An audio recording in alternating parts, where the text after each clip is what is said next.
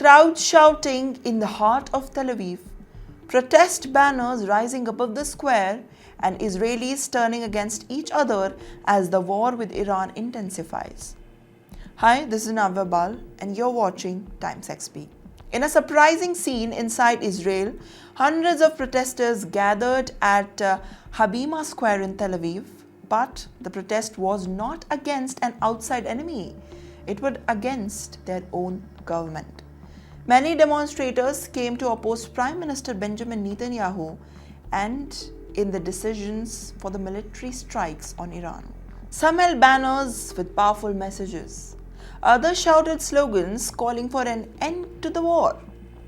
And most importantly, one banner cried the phrase that quickly spread across the social media, and I quote, "Jews against Jewish supremacy." For the protesters, the message was clear. They believed that the war is actually punishing the region towards more destruction, and fighting won't stop. But the protests did not remain peaceful for a very long time. Soon the supporters of the war quickly arrived in the square as well.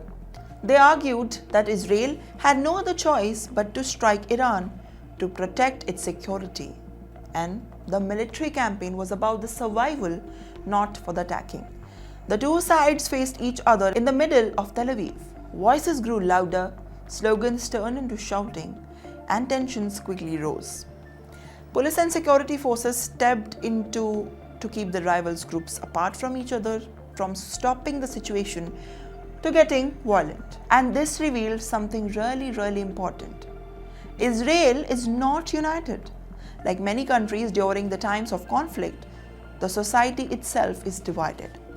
Some people believe that the strikes on Iran are necessary, and others fear that the war could grow bigger and bring even more danger to the Israeli cities. But let us first break it down. What are the key divisions inside Israel right now? First, supporters of the war impose a very different thought that the military action is needed. Second, critics argue that the conflict could escalate and drag the entire region into a larger war. And third, many ordinary citizens are worried about the daily life, safety, and the long-term future of the country. So basically, for many families living in Israel, the situation is emotional. Air raid sirens across continue to sound many cities. People rush to shelters, news of new strikes, and whatnot, all of that ruckus. And in the same atmosphere of the fear, there is uncertainty, political anger, and division. Habima Square has long been the place for public protest in Tel Aviv. But the images are out now and show something deeper. A country debating its own path during one of the most dangerous conflicts in the region.